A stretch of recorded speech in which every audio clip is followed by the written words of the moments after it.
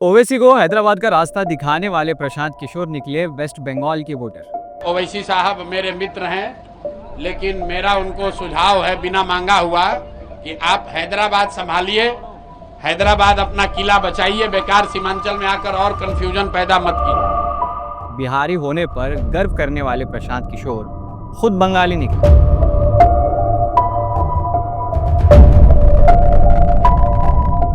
आज हम आपको एक ऐसी खबर दिखाने वाले हैं जहां वोट की 2 कुर्सियां एक ही आदमी के नीचे निकल आई। जनसुराज के मुखिया और खुद को बिहार की नई सियासत के आर्किटेक्ट बताने वाले प्रशांत किशोर खुद बिहार के नहीं बल्कि वेस्ट बंगाल में भी वोटर बने बैठे हैं।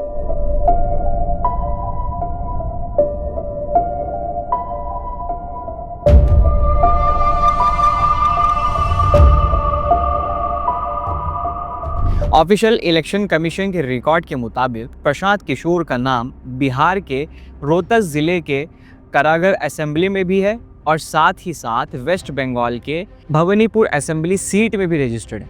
वही सीट जहां से ममता बनर्जी खुद चुनाव लड़ती हैं। और सबसे इंटरेस्टिंग और दिलचस्प बात इसमें यह है कि उनका बंगाल का एड्रेस लिखा गया है 121 कालीघाट रोड, जो टीएमसी के ऑफिशियल हेडक्वार्टर्स है। अब सोचने वाली बात यह है कि जो आदमी खुद बंगाल में टीएमसी के ऑफिस का वोटर है, वो बिहार में खड़ा होकर दूसरों को सुधार और जनसुराज का पाठ क्यों पढ़ा रहे हैं?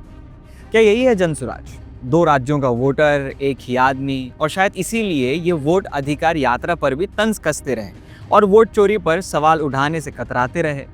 इलेक्शन कमीशन के एक अधिकारी ने खुद पीटीआई को कंफर्म किया है कि प्रशांत किशोर दोनों जगह से वोटर लिस्ट में हैं और section 17 of representation of people act 1950 के मुताबिक एक व्यक्ति सिर्फ एक ही कॉन्स्टिट्यूंसी में रजिस्टर्ड हो सकता है। तो अब सवाल ये है कि जो कानून सब पर बराबर बराबर लगता है, क्या वो प्रशांत किशोर पर भी लगेगा या फिर इनके लिए एक अलग स्वराज लिखा गया है? अब बात करते हैं सीमांचल की, जहां खुद प्रशांत किशोर ने अपने जनसुराज के कैंपेन के साथ निकले हुए हैं। यहां उन्होंने एक भाषण में एमआईएम के मुखिया असद ओवैसी को निशाना बनाते हुए कहा, ओवैसी साहब मेरे मित्र हैं, लेकिन मेरी सलाह ये है कि आप हैदराबाद संभालिए, सीमांचल आकर लोगों को उलझन में मत डालिए। बड़ी अजीब बात है, जो खुद बंगाल में वोटर बने बैठे हैं वो हैदराबाद के एमपी को कह रहे हैं कि आप सीमांचल ना आए।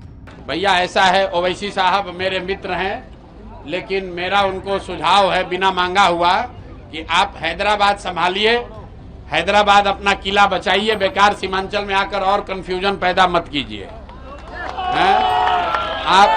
आप अगर आप हैदराबाद अपना संभाल लिए होते, अगर तेलंगाना में मुसलमानों का भला कर दिए होते तो यही बढ़िया होता है। ये बंगाल में रहकर बिहार में राजनीति करना हलाल है, लेकिन हैदराबाद के नेता अगर बिहार में अपनी बात रखें, मुसलमानों के हुकूक की आवाज़ उठाएं तो हराम हो जाता है।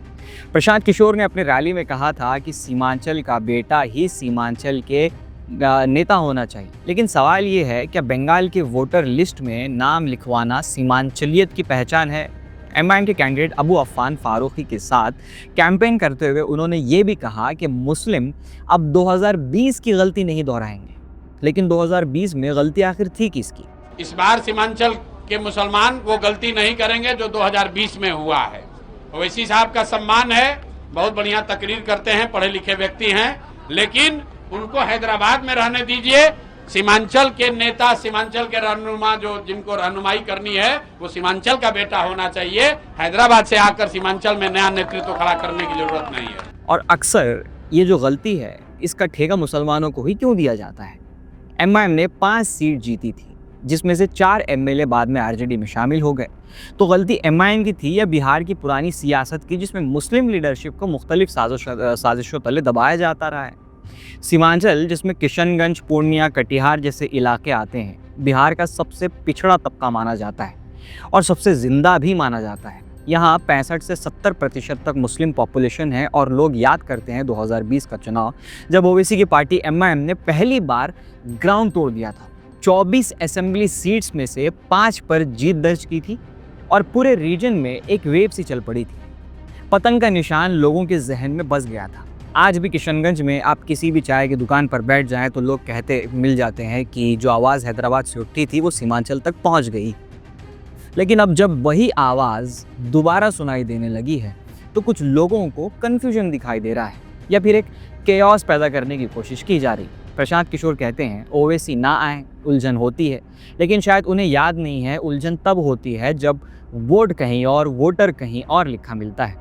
एक तरफ आप बंगाल के कालीघाट रोड पर रजिस्टर्ड हैं और दूसरी तरफ बिहार के रोहतास में पोलिंग बूथ में खड़े मिलते हैं। तो ये डबल इंजन सियासत है या double entry voting.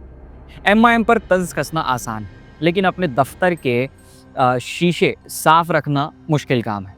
Prashant Kishor चाहे जनसुराज के नए मॉडल की बात करें या सीमांचल के बेटे होने का नारा लगाएं, लोग अब सवाल कर रहे हैं क्या जनसुराज खुद कानूनी सुराज से परे है। और सबसे बड़ा सवाल, अगर बंगाल और बिहार दोनों जगह आप वोटर हैं तो देश में वोट देने की एक सीट चुनिए या दोनों। कई लोगों का वो दावा जो जनसुराज को बीजेपी का प्रॉक्सी बता रहे हैं बिहार में, अब उसकी वजाहत होती हुई नज़र आ रही है। क्योंकि सीमांचल जैसे इलाके में जहाँ पर किसी एक पार्टी की लहर चल रही है, वहाँ पर आकर मुसलमानों को दोष देना, फिर कहना कि ओवैसी सिर्फ हैदराबाद संभालें, यहाँ आके उलझनें ना पैदा करें। अब खैर, यहाँ से सीमांचल तक की एक ही आवाज़ घूम रही है कि वोट दो या वोटर लिस्ट बदलो, फैसला आपका है। ये तो हमारी ख़ास रिपोर्ट थी, मगर फैसला आप ही के हाथ में रहेगा अंत तक।